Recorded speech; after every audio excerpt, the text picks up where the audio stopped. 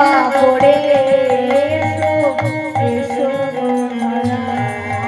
এসো প্রভু, তুমি তো বলেছিলে আসবে। এসো এসো গোধারা, তুমি কৃপা করে এসো এসো গোধারা, তুমি এসো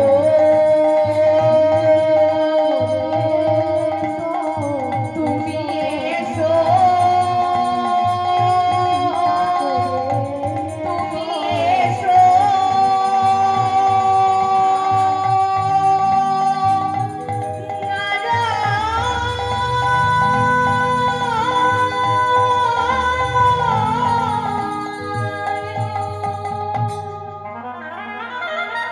এসো প্রভু, আমি তোমায় এত করে ডাকছি, এসো।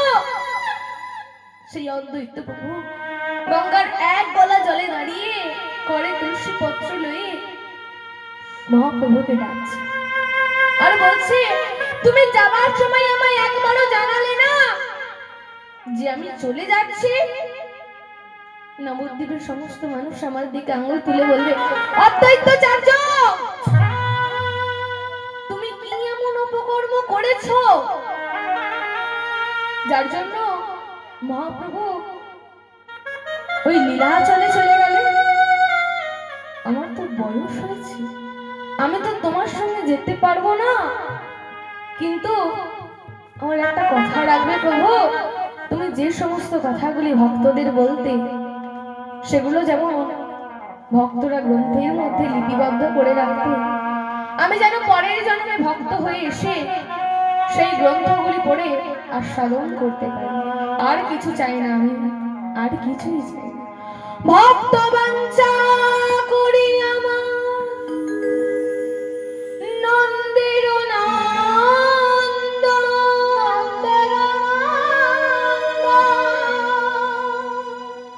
ভক্তের লাগি প্রভু আমায় দিলেন দর্শন,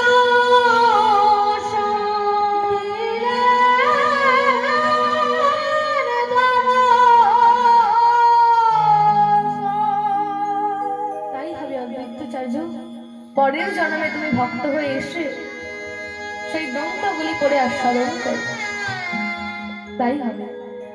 তাই সেই অদ্বৈতাচার্যের পরের অবতার হলো প্রভু শ্যামানন্দ। এই মেদিনীপুর জেলার দারেন্দা বাহাদুরপুর গ্রামে ছোট্ট একটা পরিবার, কর্তার নাম কৃষ্ণ মন্ডল, স্ত্রীর নাম দুরিকা দেবী। অতি কষ্টের সংসার, দুঃখের সংসার।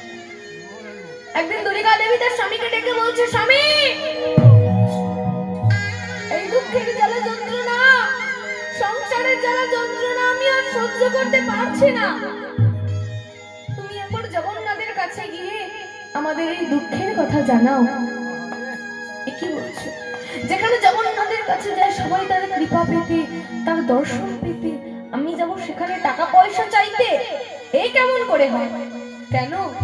সে তো জগন্নাথ, সে তো জগতেরই নাথ, সে নিশ্চয়ই আমাদের কথা চিন্তা করে। তুমি যাও স্বামী, জগন্নাথের কাছে যাও। তাই কৃষ্ণ মন্ডল দুরিকার কথা মতো বিদায় নিয়ে চললেন জগন্নাথ দেবের কাছে। পথে যেতে যেতে সে জগন্নাথ দেবের নাম করছে, মাধব হে মাধব, মাধব হে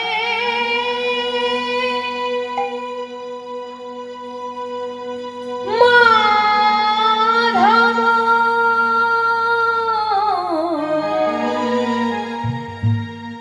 মাধব হে মাধব, মুখে পখরে পেটু পুড়ে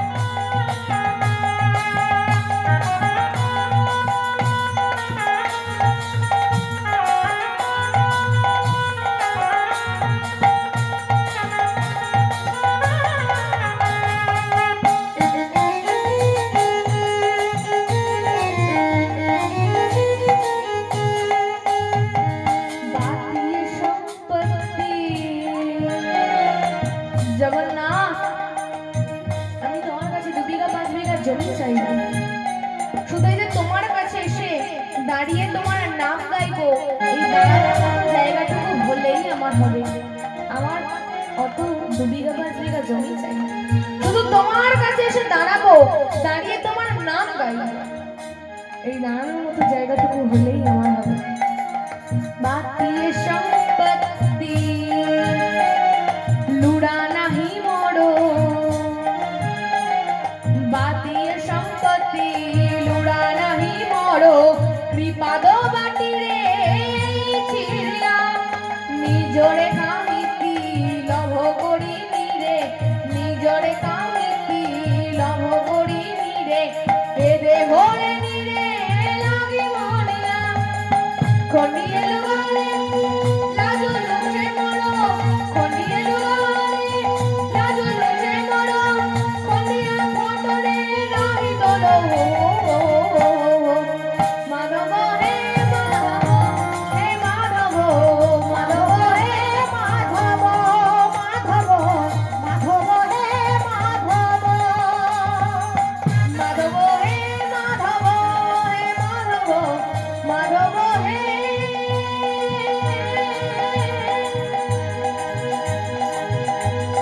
মাধব,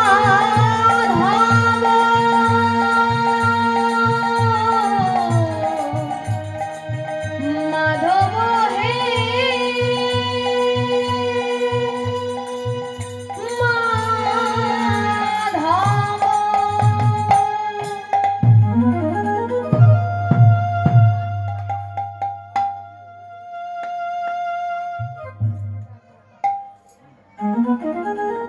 আর সে পথে যেতে যেতে জগন্নাথ দেবের নাম করছে।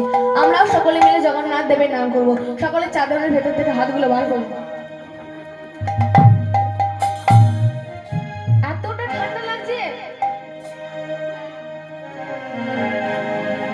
গোটাটা চাপা দিয়ে বসেছে। সকলে চাদরের ভেতর থেকে হাতগুলো বার করো।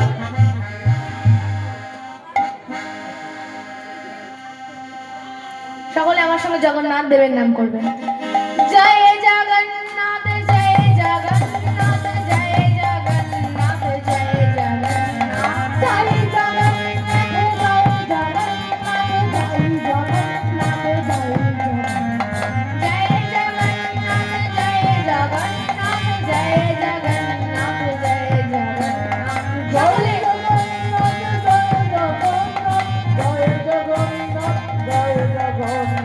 জগন্নাথ স্বামী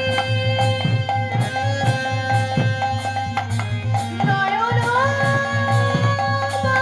পথগামী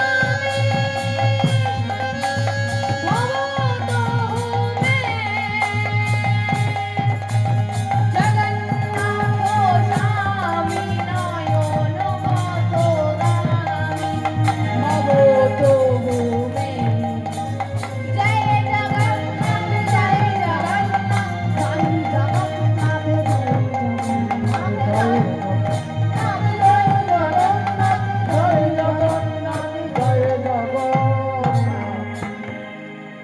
জগন্নাথের কাছে গিয়ে বলছে, জগন্নাথ আমার দিকে একবার তাকিয়ে দেখো, আমি তোমার কাছে এসেছি।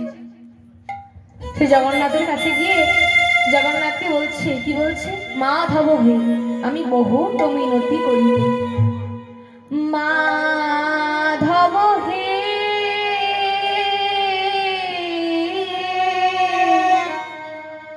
আমি বহুত মিনতি করি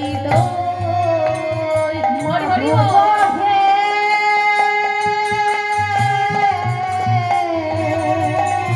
বহুত মিনতি করি মাধব হে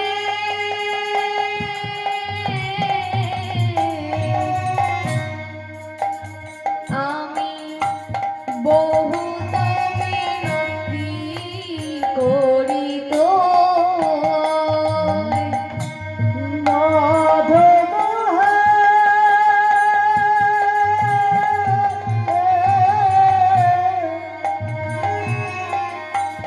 বহুত মিনতি করি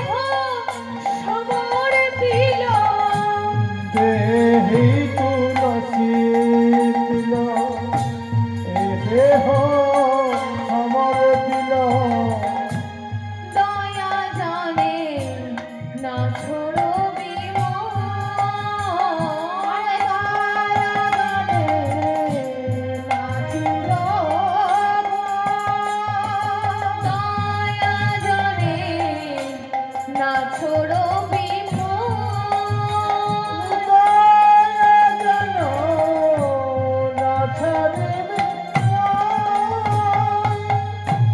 তুহু জগন্নাথ জগতে কায়ায় শ্রী তুহু জগন্নাথ তুহু দয়াশ্রী তুহু জগন্নাথ জগতে কায়ায় শ্রী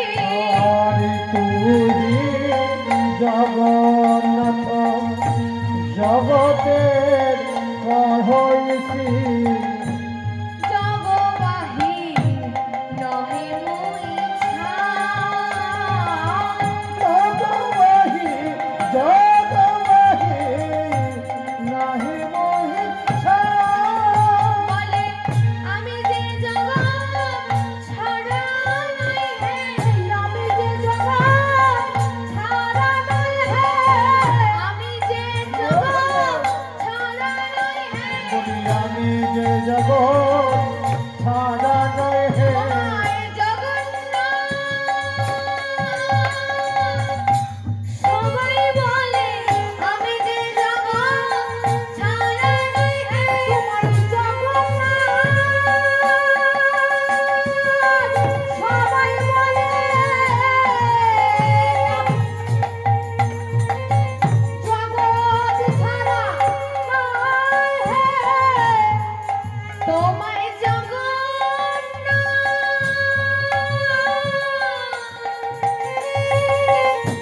বলে সবাই আমি যে জগৎ ছাড়া নাই হে ওই জগন্নাথ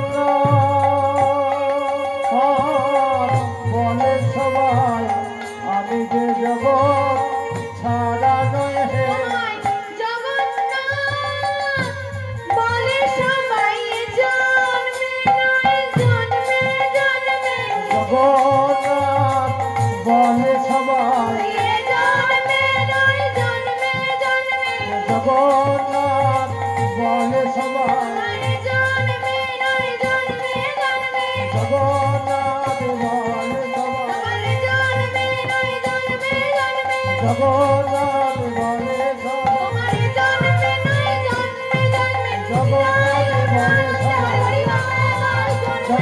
জগন্নাথ বলে সবাই তোমারে নয় জন্মে জন্মে জগন্নাথ বলে সবাই আমার জগৎ ছাড়া করো না হে আর কি বলছে কি এ মানুষ পশু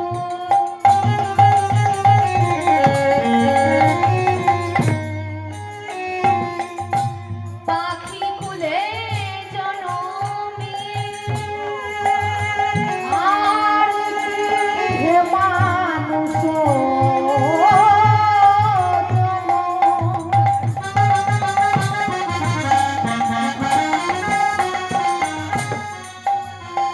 আরে পশু কুলে জন্ম নিয়ে কি এ মানুষ পশু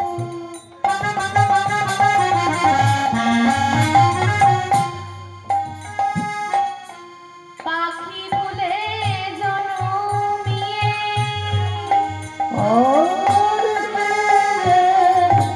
মানুষ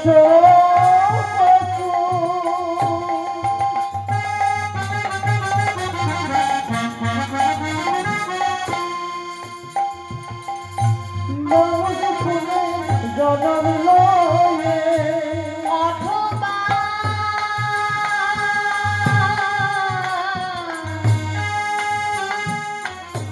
কীট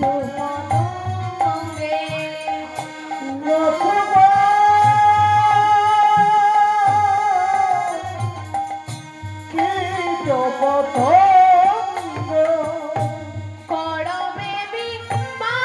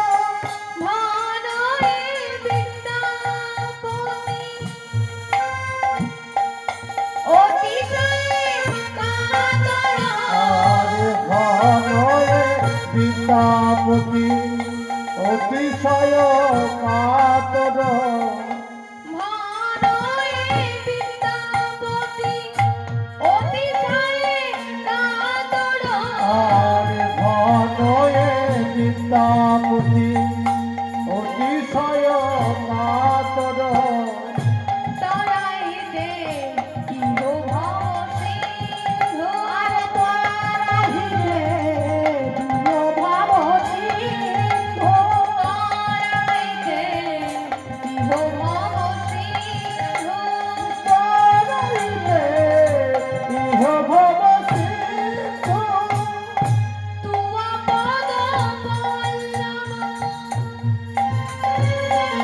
করিয়া অবলম্বন তুহা পদ পল্লব করিয়তি লঙ্ঘন তুয়া পদ পল্লব করিয়া অবলম্বন আরে তুহা পদ পল্লব করিয়ব লম্বন তিলয়াক দেহ দিন বন্ধু তিলয়ত দেহ তিলবন্ধ তিলয়াক দেহ দিন বন্ধু আর তিলয়ক দিন দেহ বন্ধ দিন বন্ধু দিন বন্ধু তিলয়াক তিলয়াক দেহ দিন বন্ধু জগন্নাথের কাছে গিয়ে জগন্নাথকে বলছি ও হে মাধব হে আমি তোমার কাছে টাকা চাই না পয়সা চাই না কি বলছে ও হে মাধব হে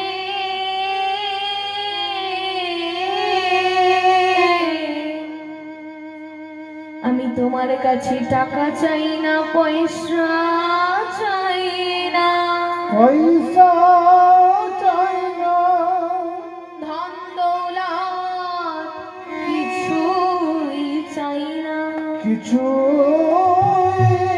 চাই না তোমার কাছে আমার একটি নিবেদন আছে নিবেদন আছে আমাকে তুমি একটা কৃষ্ণ ভক্ত সন্তান দিও একটা কৃষ্ণ ভক্ত সন্তান দিও একটা কৃষ্ণ ভক্ত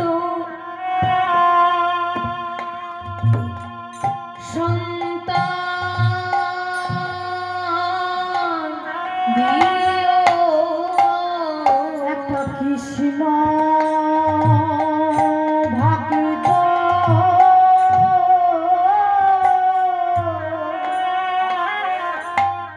কৃষ্ণ ভক্ত সন্তান দিও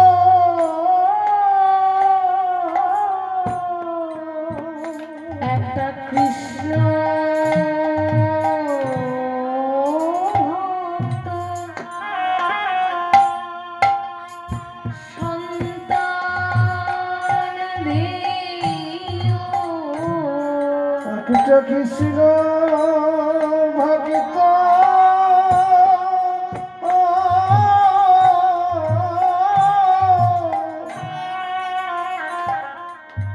কৃষ্ণ ভক্ত সন্তান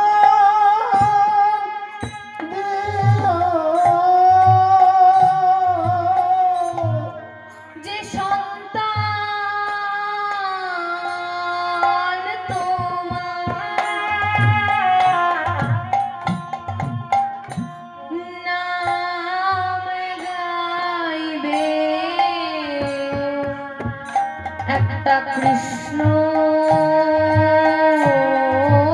ভক্ত সন্তান দিও ও যে তোমার কৃষ্ণ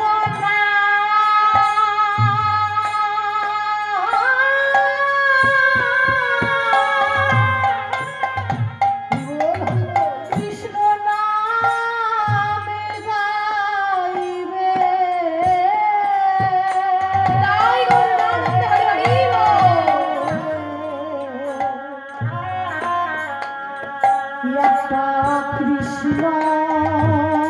ভক্ত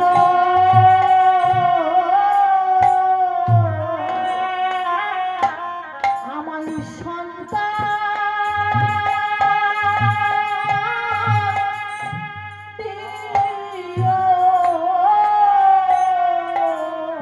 যে সন্তান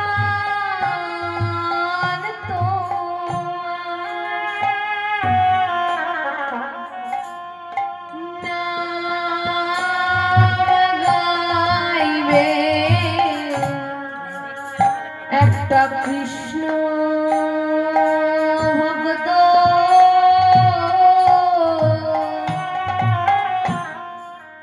সন্তান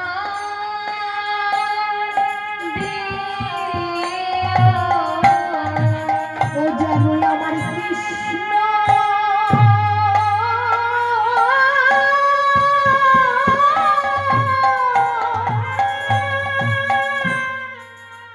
কৃষ্ণ নামে গাইবে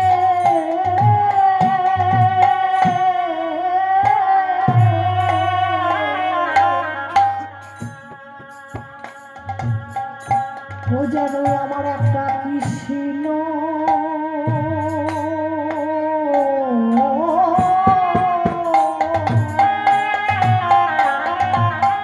কৃষ্ণ ভক্ত সন্তান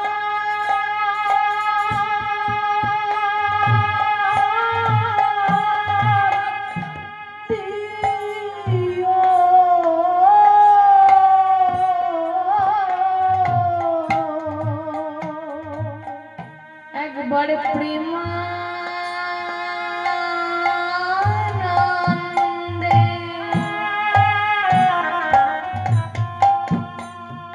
বাহু তুলে যে সন্তান তোমার নাম গাইবে সকলে বাহু তুলে বাহু তুলে সন্তান তোমার নাম গাইবে। প্রেমানন্দে বাহু তুলে যে সন্তান তোমার নাম গাইবে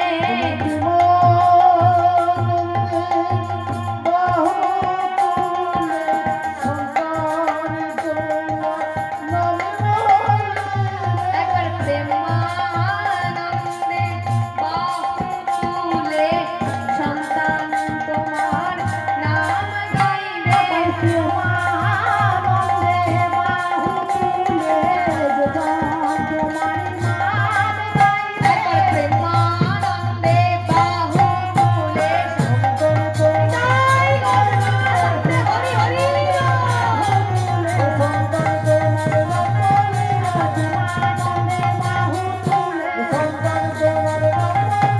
একবার প্রেমানন্দে বাহু তুলে হরি হরি যেই শ্রী কৃষ্ণমণ্ডলকে দেখলো জগন্নাথ বলছে, জগন্নাথ কৃষ্ণমণ্ডলকে বলছে, ও কৃষ্ণমণ্ডল তুই আমার কাছে এসেছিস বাবা? এই দেখ আমার হাত নাই পা নাই, আমি তোদেরকে সব কিছু দিয়ে নিজেই নিঃস্ব হয়ে বসে আছি, আর তুই আমার কাছে টাকা পয়সা চাইতে এসেছিস? তাই দুলিকা আমি আর জগন্নাথকে কিছু চাইতে পারি, তবে খালি হাতেও ফিরে আসিনি, আমি একটা কৃষ্ণ ভক্ত সন্তানকে নিয়ে। বেশ করেছো স্বামী, তোমার ইচ্ছাই তো আমার ইচ্ছা। তাই কিছুদিন পরে ঘর আলো করে জন্ম নিল এক ছোট্ট পুত্র শিশু। দ্বারের দাঁতে জন্মিল দুঃখী মণ্ডল, দ্বারের দাঁতে জন্মিল দুঃখী মণ্ডল।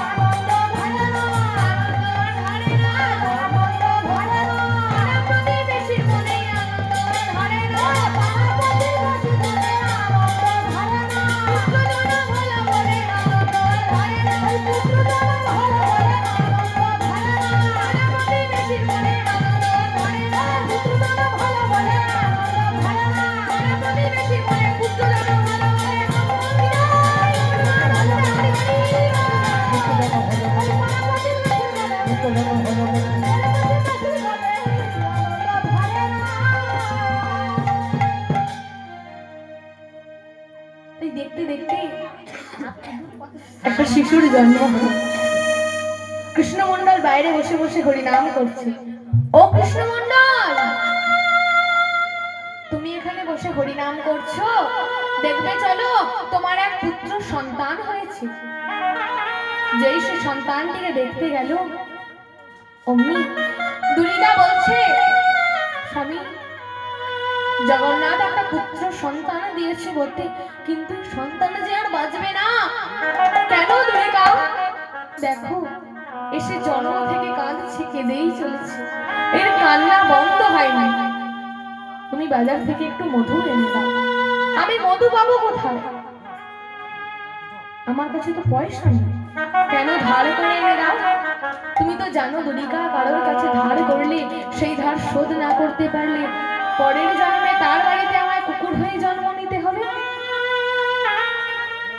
তুমি কি চাও আমি পরের বাড়িতে কুকুর হয়ে জন্ম নিই? তুমি কি চাও? তবে আমি ওকে মধু দেব। কোন মধু জানো? যে মধু দোকানে কিনতে পাওয়া যায় না। তাই মুখে মধু দেওয়ার পরিবর্তে দুই কানে মধু দিচ্ছে। কোন মধু? কৃষ্ণ নামের মধু। এত বলি শোনা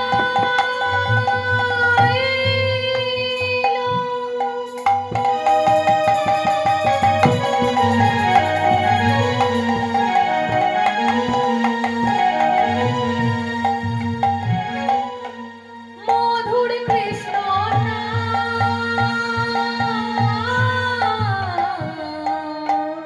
এত করে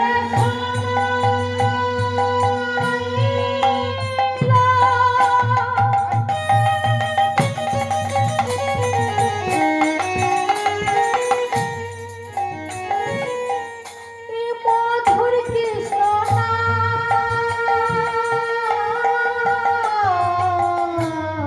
এত বলি শোনা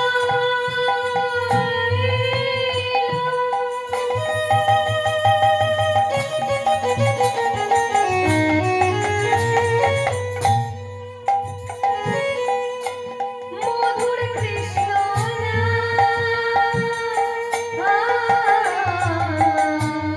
এত বলি শোনাইল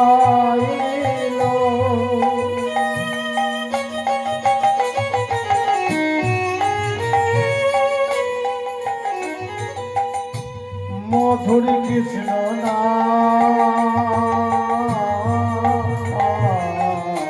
কৃষ্ণ শুনে শিশু হাসে অবিরাম।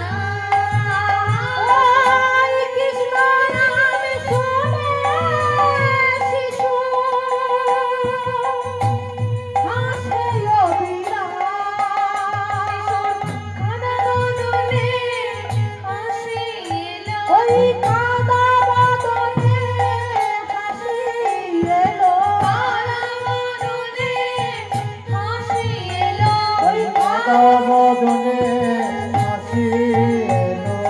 মধুর কৃষ্ণ নাম শুনে কাঁদা বদনে হাসি এলো। ওই মধুর কৃষ্ণ নাম শুনে কাঁদা বাদনে হাসি এলো। কৃষ্ণ নাম শুনে শিশু হাসে অবিরাম। কৃষ্ণ নাম শুনে শিশু হাসে অবিরাম।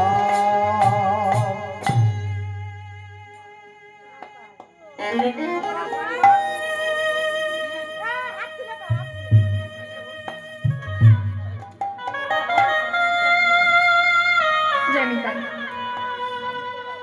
দেখতে দেখতে ছেলেটির বয়স যখন 5 বছর, একদিন কৃষ্ণমণ্ডল সেই ছেলেটিকে ডেকে বলছে, বাবা দুঃখী, এই দুঃখী, এদিকে একটু শোন। আমি না তোকে জগন্নাথের কাছ থেকে নিয়ে এসেছি, তাই তুই কৃষ্ণ সেবা করবি। কৃষ্ণ সেবা হলো নরজন্মের শ্রেষ্ঠ সার্থকতা।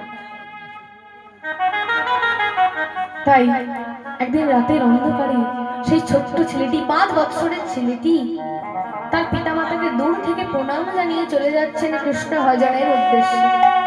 সে দূর থেকে তার পিতামাতাকে প্রণাম জানাচ্ছে কিভাবে? ও গো মা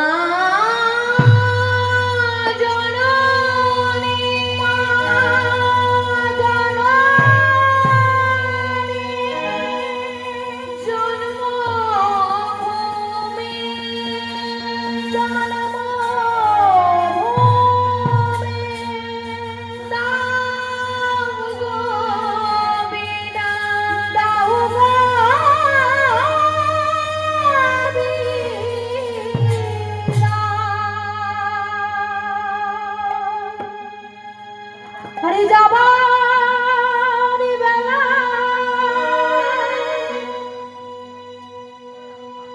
একটি কথা শুধু বলে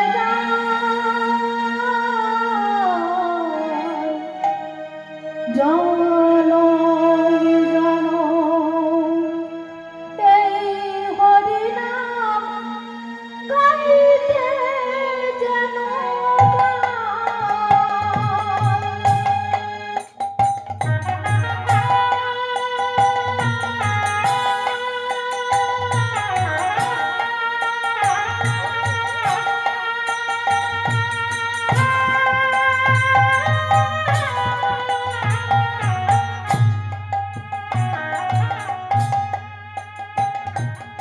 যাবার বেলা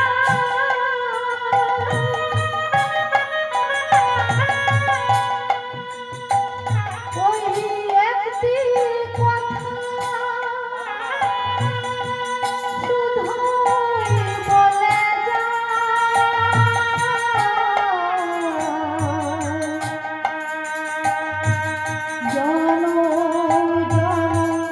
এই হরিনাম গাইতে যেন আমি চলে যাই শুধু বলে জনম এই হরিনাম গাইতে যেন আমি চলে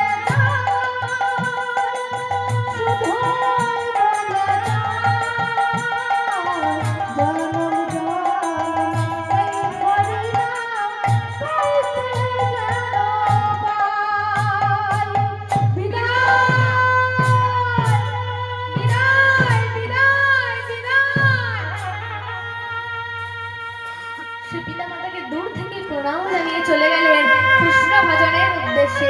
পথে যেতে যেতে সে কৃষ্ণের নাম করছে। কি বলছে? আমরা এবার কৃষ্ণের নাম করব। সকলে দয়া করে চাদরের ভেতর থেকে হাতগুলো বার করে বসুন। আর আপনি একটু চাদরটা গা থেকে খুলে বসবেন, এখন পুরো গোটাটা ঢেকে নিয়েছে।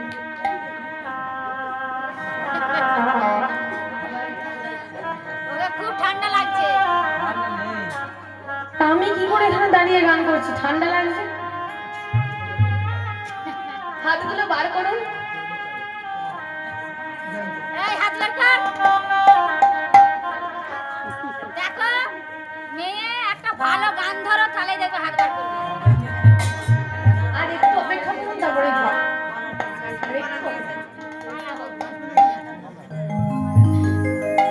তাই আমরাও সকলে মিলে একবার কৃষ্ণের নাম করবো। সকলে আমার সঙ্গে বলবেন। তাল কাটা হোক, যাই কাটা হোক, সকলে আমার সঙ্গে বলবেন। আর সকলের করতালি যেন আমি শুনতে পাই। পথ চলিতে আর বলিতে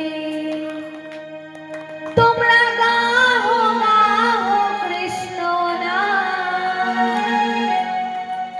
মধুর নাম কৃষ্ণ নাম। পথ চলিতে আর বলিতে, পথ চলিতে আর বলিতে তোমরা গাহো গাহো কৃষ্ণ নাম, কৃষ্ণ নাম, মধুর নাম। পথ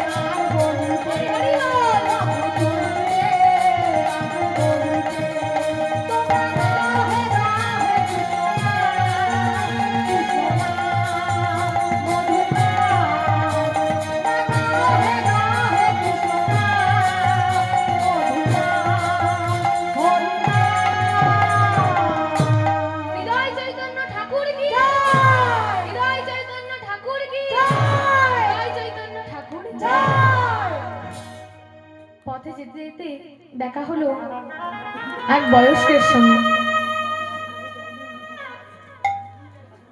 দাদু, ও দাদু, তুমি আমায় বলতে পারো নবদ্বীপ কত দূরে? এই ছোড়া, এই বয়সে নবদ্বীপ নবদ্বীপ কিসের রে?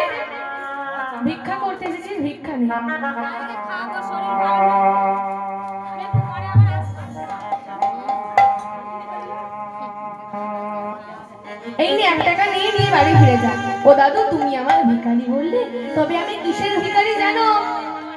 কোন অর্থের ভিখারি আমি নই।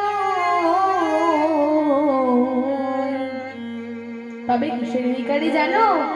আমি প্রেমেরও ভিখারি। প্রেম ভিক্ষা করে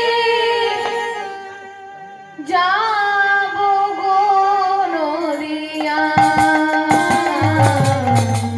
সকলে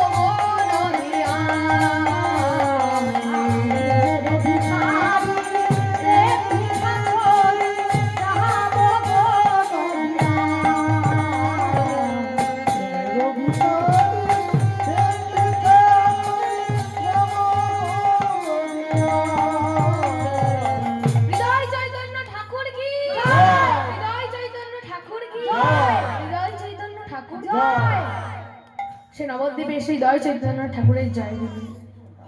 কি বাবা তুমি? আমি দুঃখী। আমার কাছে কেন বাবা? আপনি আমাকে দীক্ষা দিন। আমি তো এইভাবে কাউকে দীক্ষা দিই না যে কেউ এলো আর আমি তাকে দীক্ষা দিয়ে দিলাম। এর জন্য তোমাকে আগে পরীক্ষা দিতে হবে। কি পরীক্ষা দিতে হবে আমায় গুরুদেব? না, এই নাও মাটির কলসি। এই মাটির কলসি নিয়ে তুমি নিয়মিত গঙ্গা থেকে জল এনে এই কৃষ্ণের ফুলের বাগান ও তুলসীর বাগানে ঢালবে।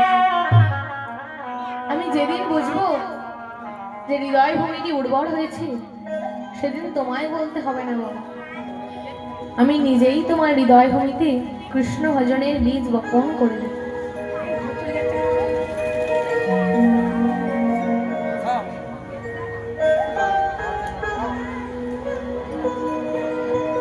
তোমাকে বলতে হবে না। এইভাবেই এক উদাহরণ আপনাদেরকে বলি শুনুন। এক বিশেষ গুরুর কাছে এক শিষ্য দীক্ষা নিতে গেছে। আপনি আমাকে দীক্ষা দিন। এইভাবে কাউকে দীক্ষা দিই না, পরীক্ষা দাও। এই নাও মাটির কলসি, গঙ্গা থেকে জল এনে কৃষ্ণের ফুলের বাগান ও তুলসীর বাগানে ঢালবে। এইভাবে জল বইতে বইতে 1 দিন 2 দিন 6 দিন 1 মাস 2 মাস 6 মাস কেটে গেল। একদিন সেই ভদ্রলোক ভাবছে, এ কি রে বাবা, এলাম দীক্ষা নিতে, তো জল বইতে বইতে পাগল হয়ে গেলাম। চাই না আমার কৃষ্ণ ভজন, চাই না আমার দীক্ষা, এর থেকে আমার বাড়ি ফিরে যাওয়া ভালো। এইভাবে যেই সে মাটির কলসিটিকে মাথায় ফেলে ভাঙবেই যাবে মাটিতে, মাটির কলসি বলে ওঠে, এই দাঁড়াও দাঁড়াও, তোমার ভক্তি নেই, তোমার ধৈর্য নেই, তুমি বাড়ি ফিরে চলে যাও। তুমি আমায় কেন কৃষ্ণ সেবা থেকে বঞ্চিত করছো?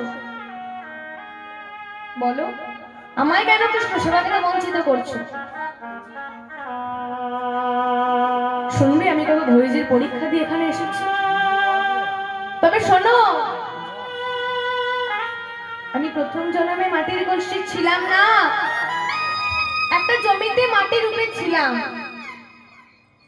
একদিন এক কুমোর ভাই আমার কোদাল আর ঝুড়ি নিয়ে গিয়ে কোদালে করে কেটে কেটে ঝুড়িতে ভরে আমায় বাড়িতে নিয়ে, তারপর সেই রোদের উঠানের মধ্যে ফেলে জল দিয়ে আমায় থ্যাতলাতে লাগলো, যাতে আমার সমস্ত নোংরা কাকড় শিকড় আবর্জনা দূর হয়ে যায়।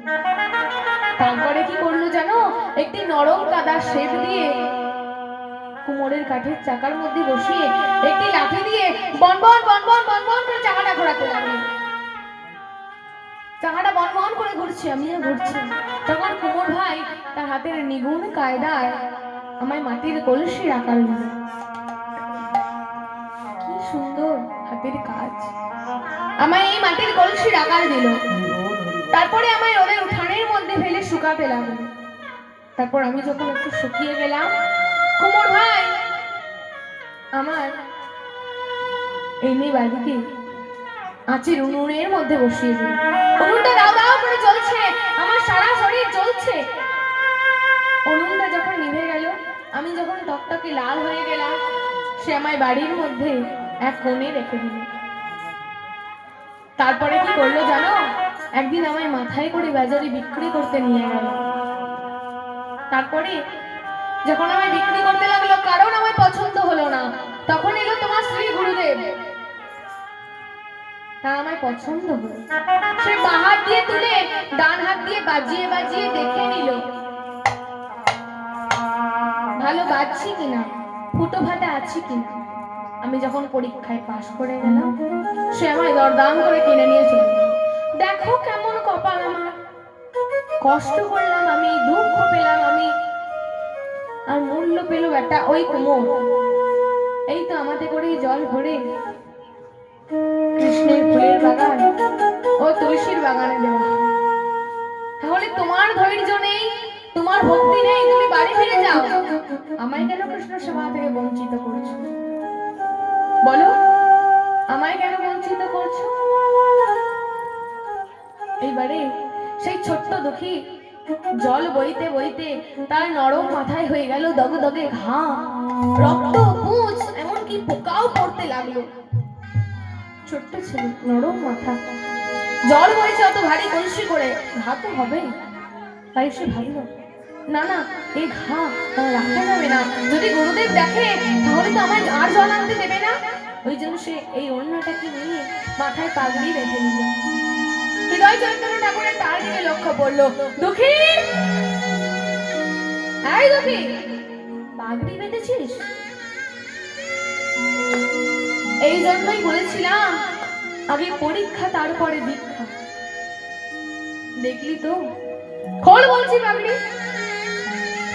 না গুরুদেব, এই পাগড়ি আমি খুলতে পারবো না। খোল বলছি। না গুরুদেব। তবে রে, যেই পাগড়ি টেনে খুলেছে, একই দুঃখী, তোর মাথায় তো ঘা হয়ে গিয়েছে। তুই এই গায়ের কথা তো আমায় জানাসনি বাবা। গুরুদেব, যদি আমি আপনার এই ঘায়ের কথা জানাতাম, তাহলে আপনি হয়তো আমার ডাক্তার থেকে চিকিৎসা করতেন। কিন্তু যতদিন আমার চিকিৎসা চলতো, ততদিন যে আমার কৃষ্ণ সেবা, এই জল আনা বন্ধ থাকতো। তাই আমি আপনাকে এখনো বলিনি। কেন বলিসনি? সেই ছোট্টবেলায় পাড়া প্রতিবেশীদের ছেড়ে, আত্মীয় স্বজনদের ছেড়ে আমার কাছে এসে কেন বলিসনি বাবা? বল, কেন বলিসনি? তাই কিছুদিনের মধ্যেই মাথার ঘা সারিয়ে দিয়ে বললেন, যা, তুই বৃন্দাবনে গিয়ে জীব গোস্বামী পাদের শরণাপন্ন হ। আজ থেকে তোর নতুন নাম কৃষ্ণ দাস।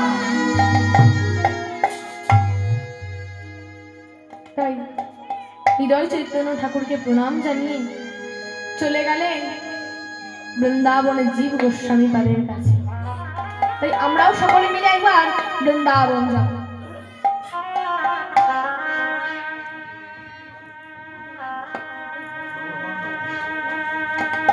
তাই আমরাও সকলে মিলে একবার বৃন্দাবন যাব। কই যারা যারা বৃন্দাবন যাবেন উলুধ্বনি করুন তো। না না, আমি যাবেন না বলিনি, আমি যাবেনই বলেছি। আর একটু জোরে হবে?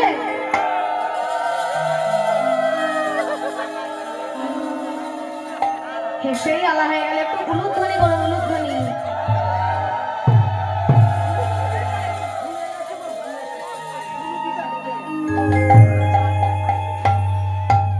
সকলে মিলে আমার সঙ্গে কিন্তু বলবেন, আমরা সকলে বৃন্দাবন যাব।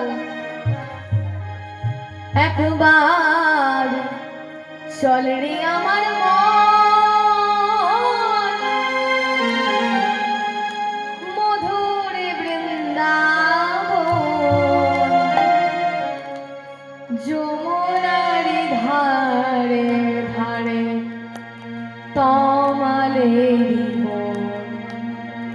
সকলে চলবে আমার মন, যমুনার ধারে ধারে তমালের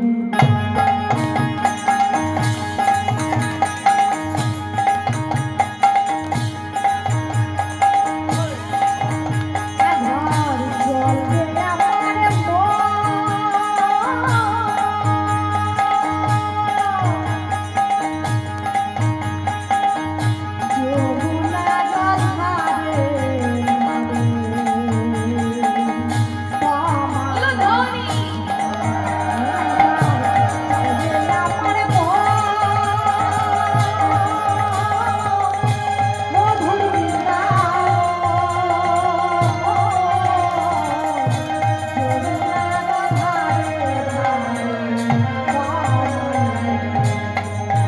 আছে শ্যামকুণ্ড, রাধাকুণ্ড,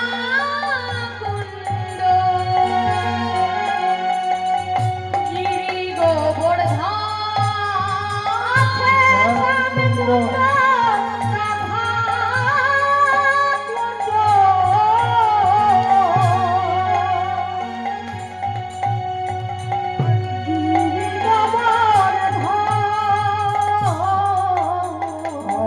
শ্যামকুণ্ড, শ্যামকুণ্ড, রাধাকুণ্ড, গিরি গোবর্ধন। যমুনারি ধারে ধারে তমালের বন। একবার উলুধ্বনি হরি হরি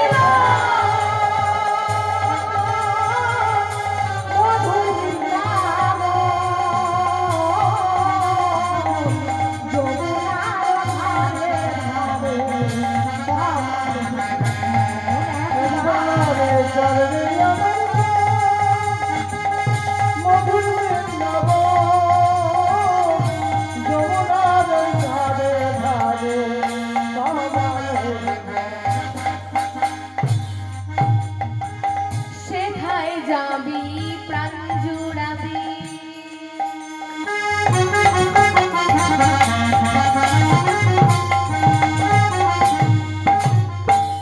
রাধা শ্যামে দেখতে পাবি। সকলে সেথায় যাবি প্রাণ জুড়াবি।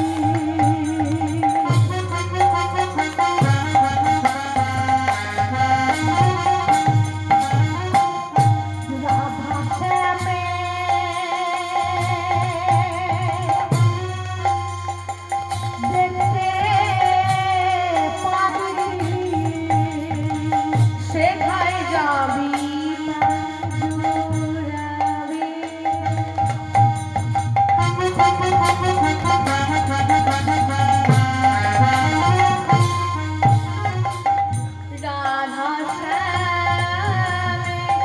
দেখতে পাবি। সেখানে যাবি প্রাণ জুড়াবি।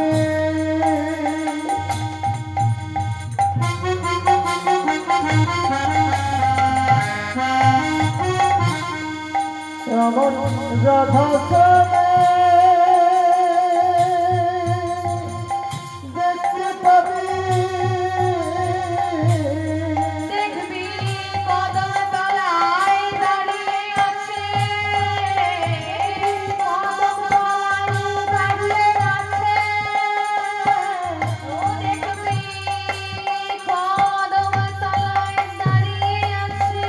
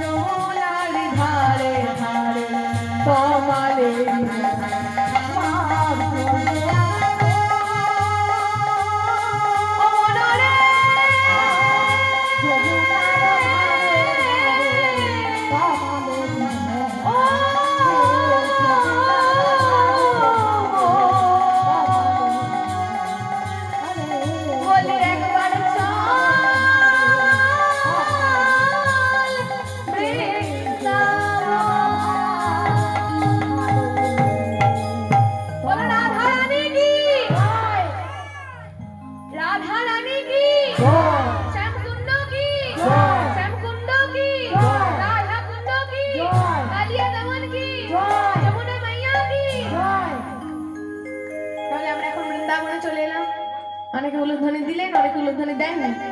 যারা দিয়েছেন তাদের ভালো, আর যারা দেন আমার কিছু না, আপনাদেরই অনেক।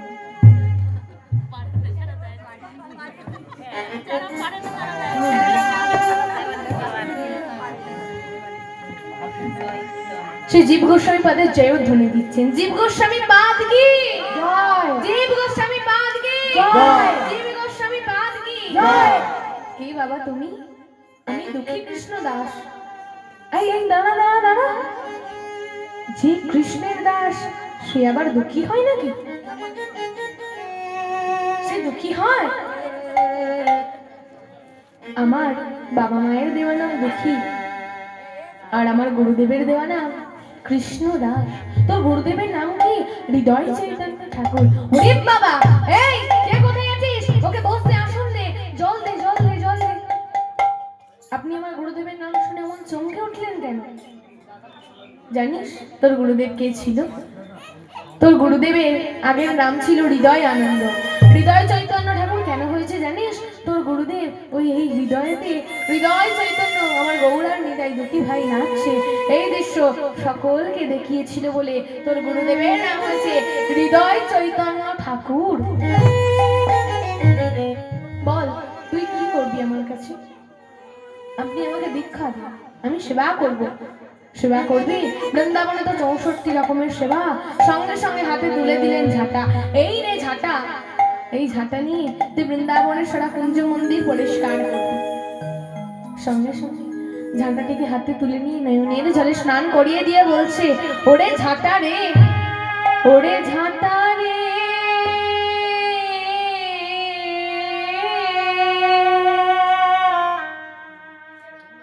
আমি তোর কাছে একটা নিবেদন করি। নিবেদন করি তুই যাদের চরণের ধুলায় গড়াগড়ি যাস, তাদের কাছে আমার হয়ে একটু জানিয়ে দিস, জানিয়ে দে আমি পরের জন্মে যেন ঝাঁটা হয়ে জন্মগ্রহণ করতে পারি। ঝাঁটা হয়ে জন্মগ্রহণ করিতে পারি ওই বৃন্দাবনে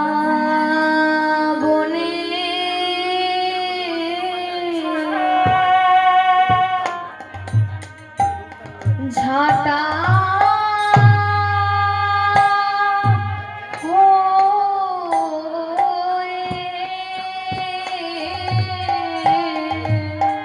ওই বৃন্দাবনে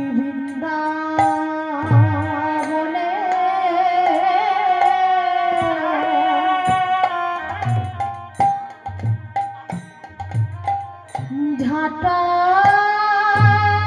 হয়ে ও আমি বৃন্দাবনে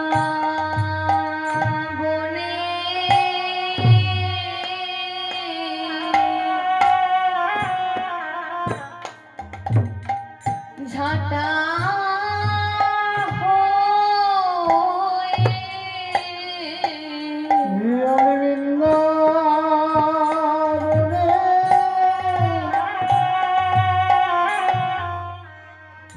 বৃন্দাবনের ঝাঁটা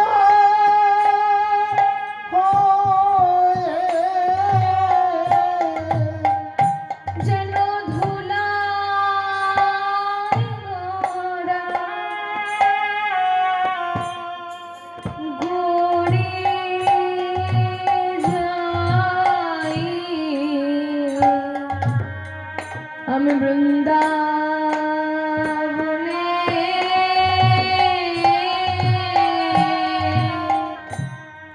ঝাঁটা হয়ে ওই ধুলায় গড়া গড়ি যাই যেমন বৃন্দাবনে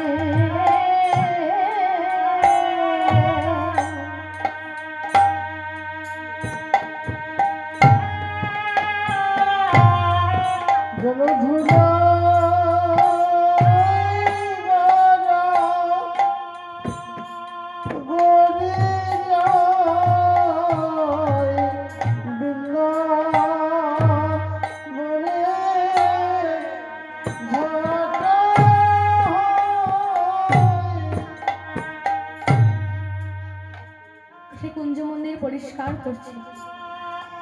করতে করতে দেখলো অসংখ্য পায়ের ছাপ। এ কি এত পায়ের ছাপ এলো কোথা থেকে? আমার রাধা গোবিন্দ তো লীলা বিলাস করে, কত দেবদেবী সেই লীলা দর্শন করতে আসে, তাদেরই পায়ের ছাপ হবে হয়তো। এই বলে সে বলতে লাগলো, আমি তোমাদের পায়ের ছাপ ঝাড় দিয়ে পরিষ্কার করে দিচ্ছি, তোমরা আমার কেউ অপরাধ নিও না। এই বলে সে ঝাড় দিতে লাগলো। কি বলে? জয় রাধা শ্যাম জয় জয় গিরিধারী।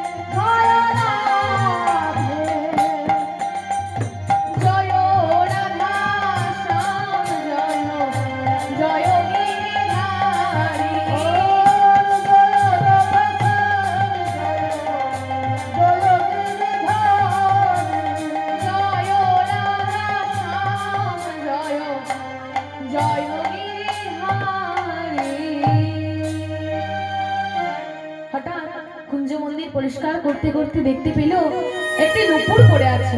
এ কি? এই কুঞ্জ মন্দিরে নুপুর এলো কোথা থেকে? জানি আমি আমার আঁচলের মধ্যে বেঁধে রেখে দিই, যার নুপুর হবে সে এসে আমায় উপযুক্ত প্রমাণ দিয়ে নুপুরটি নিয়ে যাবে। এই বলে সে আবার ঝাঁট দিতে লাগলো।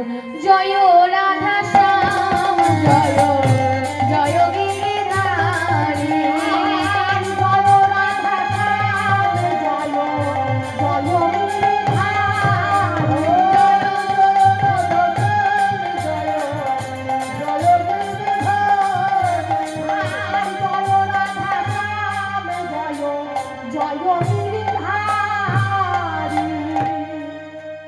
এইবারে রাধারানী সারা নিশি প্রাণ গোবিন্দের সঙ্গে লীলাবিলাস করে ঘরে এসে যেই নুপুর খুলতে যাবে, দেখে এক পায়ে নুপুর আছে আর এক পায়ে নুপুর নেই। ললিতা, ললিতা, সর্বনাশ হয়েছে রে ললিতা, সর্বনাশ হয়েছে। কি হয়েছে রে রাধে? এই দেখ, আমি ঘরে এসে দেখছি একটা পায়ে নুপুর নেই রে। কোথায় হারালি রাধে? বোধ হয় ওই কুঞ্জ মন্দিরে গিয়ে পড়ে আছে। তুই যা গিয়ে এনে দে ললিতা। আমি কেমন করে যাব? কেন? বৃন্দাবনের মেয়ে সেজে যাবি? এবারে ললিতা এসে বাবাজিকে বলতে লাগলো। তখনও দেখে বাবাজি ঝাঁট দিচ্ছে। জয় রাধা শ্যাম জয় জয়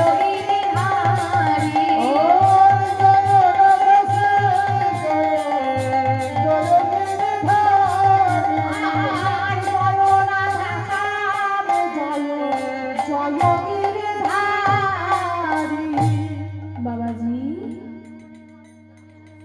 ও বাবাজি, কে এই ভোরবেলায় নারী কণ্ঠ কে? বাবাজি, এক নূপুর মিলা है क्या? একটি নূপুর পেয়েছো? হ্যাঁ হ্যাঁ, একটি নূপুর পেয়েছি বাবাজি। ও নূপুর মেরা है, मुझे दे दीजिए। ওই নূপুরটি আমার, আমায় আপনি দিয়ে দিন। যেই বলেছে নূপুরটি আমার, অমনি বাবাজির চোখ চলে গেছে ললিতার পায়ের দিকে। দেখে দুটো পায়ে নূপুর আছে। অমনি ললিতা ঘাগড়া দিয়ে দুটি চরণ ঢাকতে যাচ্ছে। চিপালো চিপালো, আগার জিদ নেবি চিপালো। দাঁড়াও দাঁড়াও, আর ঢাকতে হবে না। আরে ভাই, আমি বৃন্দাবনে এসেছি কৃষ্ণ ভজন করব বলে, আর তুমি বৃন্দাবনে থেকে মিথ্যা কথা বলছো। বাবাজি, ও নূপুর মেরা नहीं है, ওই নূপুরটি আমার নয়। ও নূপুর মেরা সখী है, ওই নূপুরটি আমার সখী, আমায় আপনি দিয়ে দিন। কেউ এসে বলবে যে নূপুরটি আমার নয়, আমার দিদির নূপুর, বোনের নূপুর, সখীর নূপুর। নূপুর তো একটা, তো নূপুর কজনকে দেবে? তুমি এক কাজ করো, যার নূপুর তাকে আমার সামনে নিয়ে এসো, তাহলে আমি তোমাকে নূপুর দিয়ে দেব। এইবারে ললিতা ঘরে ফিরে এসে রাধেকে বলছে, রাধে রে, বাবাজি আমাকে নূপুর দেয়নি। কেন? বাবাজি দেখেছি যে আমার দুটি চরণেই নূপুর আছে, তাই বলেছে তোকে না নিয়ে গেলে নূপুর দেবে না। তুই চ। আমি কেমন করে যাব? কেন? তুইও আমার মতো বৃন্দাবনের মেয়ে সেজে যাবি। এবারে রাধারানী আর ললিতা চলেছে কেমন ভাবে, ললিতার সঙ্গ